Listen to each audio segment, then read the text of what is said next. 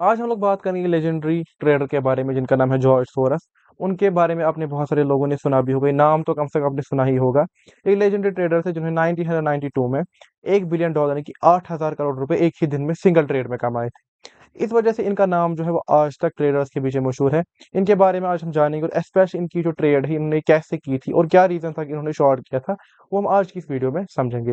मेरा नाम है कैसा था, फाउंडर एपीसी एकेडमी। आज हम लोग बात करेंगे लेजेंडरी ट्रेडर के बारे में जिनका नाम है जॉर्ज सोरस। जॉर्ज सोरस जो है 1930 में बुदापेस्ट हंगरी में पैदा हुए। उस टाइम पे जो हिटलर का राज हुआ करता था, तो उन्होंने काफी हद तक जो है हंगरी पे ऑक्यूपे कर लिया था। इसके बाद क्या हुआ कि जो जॉय सोरस जो थे वो एक ज्यूइश लड़के थे और उनको जो है काफी कुछ देखना पड़ा बाय द नाजी आर्मी। उसके बाद उनकी फैमिली ने जो है वो अपनी आइडेंटिटीज को चेंज किया और वो लोग बहुत ही आराम से रहने लगे। उसके बाद 1947 में जो जॉय सोरस थे वो इंग्लैंड चले गए और वहां से लंदन स्कूल ऑफ इकोनॉमिक्स से इकोनॉमिक का जो कोर्स है वो करने लगा।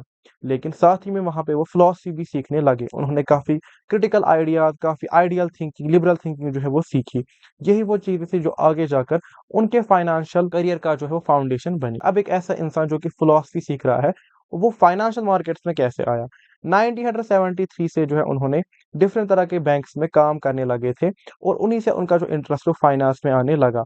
उन्होंने अपना जो है हेज फंड भी चालू किया जिसका नाम उन्होंने क्वांटम फंड रखा, जो कि आज तक एग्जिस्टेंस में है। क्वांटम फंड ने जो है काफी decades, to be more precise, 30 सालों तक कंटिन्यूअसली मार्केट रिटर्न्स को बीट किया। मतलब जैसे हमारे पास निफ्टी का इंडेक्स है, उसका जो 5 ईयर का सीएजआर कंपाउंड एनुअल ग्रोथ रेट है वो करीबन 12 से लेकर 14% के बीच में है। अगर उससे कोई ज्यादा रिटर्न पर्टिकुलर इन्वेस्टमेंट के ऊपर बनाता है, उसको हम लोग कहते हैं कि इसने मार्केट के रेट को बीट किया है। उनने 30 साल तक उस टाइम पे जो मार्केट रेट था उसको वो कंटिन्यूअसली बीट करते रहे। लेकिन वो जो मेन मशहूर हुए वो हुए अपने 1992 के ट्रेड की वजह से।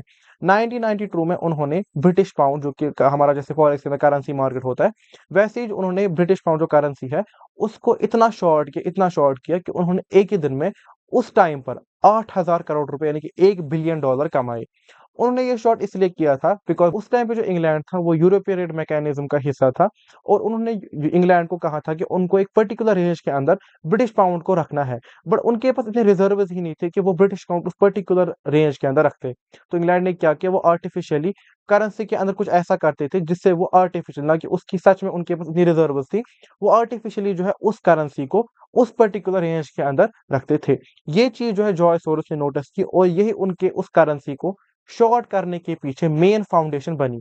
उन्होंने $10 बिलियन यानी कि 80,000 करोड़ से जो है वो ब्रिटिश पाउंड को शॉर्ट किया। उन्होंने मार्केट के अंदर इतनी सप्लाई क्रिएट कर दी कि ब्रिटिश पाउंड एक ही दिन में इतना गिर गया कि बैंक ऑफ इंग्लैंड के उनके घुटनों पे आ गए। उनको कहा अब आप और शॉर्ट मत कीजिए, नहीं तो हम लोग बैंकरप्ट हो जाएंगे।